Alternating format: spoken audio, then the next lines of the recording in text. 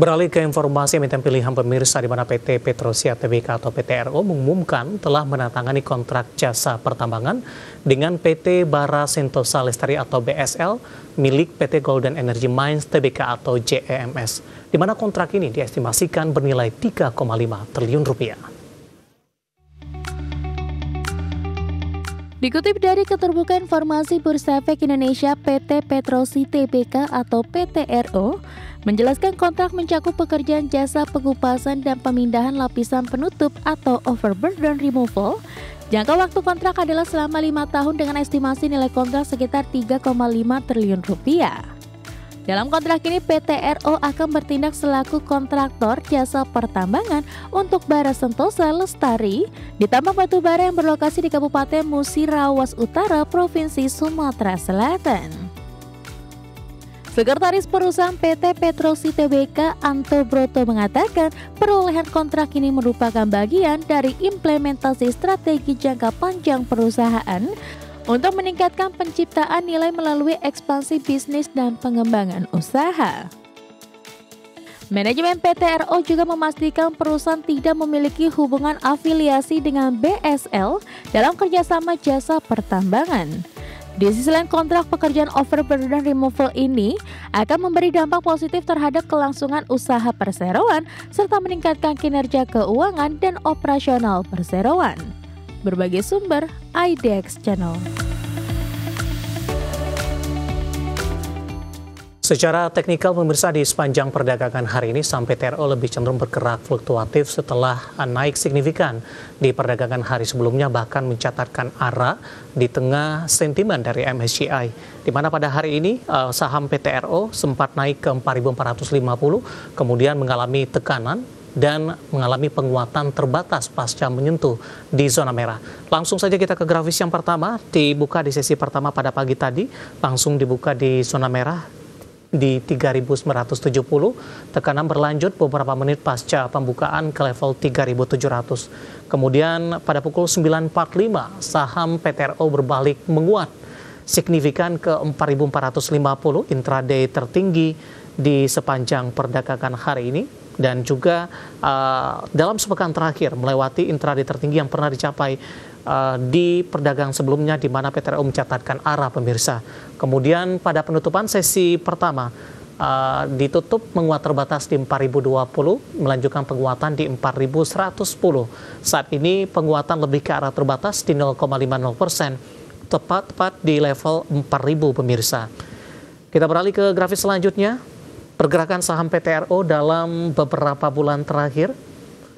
Dapat Anda saksikan di layar televisi Anda pemirsa, di perdagangan 27 Desember, saham PTRO masih bergerak di 2.830, awal Januari di 2.745, kemudian di 20 Januari melesat ke 4.000-an, 4.180, Februari, Maret, dan April mengalami tekanan cukup dalam, April 1875 terendah waktu trading halt terjadi. Kemudian Mei dan Juni mencoba untuk bangkit, bahkan di 15 Juli sudah diperdagangkan di 4.400-an. Sementara di perdagangan hari ini saham PTRO lebih mengalami fluktuasi setelah naik tinggi ke 4.450 kembali intraday, harga di 15 Juli di hari ini. Dari sisi valuasi pemirsa, dengan beberapa indikator yang ada, ke grafis selanjutnya kita akan coba lihat dari sisi price to earning ratio-nya di 673,18 kali, PSR-nya di 3,96 kali, PBV-nya sudah jauh di atas 1 kali di 9,8 kali, di PCFR-nya minus di 13,15 kali, PBV-nya sudah di 9,83 kali. Terima kasih untuk Anda yang masih bergabung bersama dengan kami. Kita ke topik pilihan pemirsa, di mana Bursa Efek Indonesia menambah 5 saham sebagai underlying baru untuk single stock futures yang menyangkut saham AMRT, Antam, BMRI, INDF, dan juga BRPT. Kehadiran 5 saham tersebut diharapkan pihak bursa dapat menunjang kebutuhan hedging maupun optimalisasi portofolio lewat fitur leverage dan transaksi dua arah. Bursa Efek Indonesia menambah 5 saham sebagai underlying baru untuk kontrak berjangka saham atau single stock futures mulai Senin 14 Juli 2025. Investor sudah bisa memperdagangkan SSF atas total 10 saham. dengan syarat membuka rekening derivatif pada anggota bursa yang berizin sebagai anggota derivatif. Direktur Pengembangan Bursa Efek Indonesia Jeffrey Hendrik menyatakan penambahan ini mempertimbangkan tren dan dinamika pasar. Ia menyoroti sektor konsumsi, pertambangan, dan energi yang masih menunjukkan kinerja relatif kuat di tengah gejolak ekonomi global dan domestik. Ia menyebut langkah penambahan ini bagian dari strategi memperkuat daya tarik dan likuiditas pasar modal. Adapun 5 saham yang ditambahkan sebagai underlying SSF yaitu PT Sumber Alvaria Trijaya Tbk, PT Aneka Tambang Tbk, PT Bank Mandiri Persero Tbk, PT Indofood Sukses Makmur Tbk, dan PT Barito Pacific Tbk. Bursa Efek Indonesia menilai 5 saham baru tersebut memiliki karakteristik likuid dan fundamental kuat. Kehadiran saham-saham tersebut di SSF diharapkan bisa menunjang kebutuhan hedging maupun optimalisasi portofolio lewat fitur leverage dan transaksi dua arah. Dengan penambahan 5 saham baru, maka total underlying SSF ini menjadi 10 saham, yang juga mencakup saham BBRI, saham BBCA, saham ASI, saham TLKM, dan saham MDKA. BI memastikan untuk terus melakukan edukasi agar pelaku pasar memahami manfaat dan cara kerja produk derivatif. BI juga mendorong anggota bursa agar aktif membuka akses perdagangan derivatif. Sementara itu, sejak diluncurkan, transaksi SSF diketahui terus bertumbuh. Hingga Juni 2025, volume SSF mencapai 2.175 kontrak senilai 1,02 miliar rupiah. Nilai itu naik 19% dibandingkan 2024. Jumlah investor derivatif juga meningkat 142% dibandingkan tahun sebelumnya, di mana sampai Juni 2025 jumlah investor telah mencapai 359. Capaian ini menunjukkan minat dan kepercayaan investor terhadap SSF yang semakin kuat. Dari bagi sumber ada Exchange. Dan seperti biasa pemirsa, saya akan coba sampaikan update pergerakan indeks harga saham gabungan tepatnya di 30 menit jelang penutupan perdagangan di sesi kedua hari ini. Di mana indeks harga saham gabungan berupaya untuk memangkas pelemahan yang terjadi, terutama pasca menyentuh ke intraday tertinggi di 7.161 di perdagangan sesi pertama pada pagi tadi dan sempat melemah ke level 7.079. Di mana posisi saat ini indeks harga saham gabungan mengalami penguatan cukup signifikan di 0,65% dan sudah bergerak di level 7.142,942 pasca dibuka pada pagi tadi di level 7.122,083. Kebangkitan indeks harga saham gabungan di 30 menit jelang penutupan perdagangan di sesi kedua hari ini ditopang oleh beberapa saham big cap terutama dari perbankan yang dorongannya cukup minim di sesi pertama.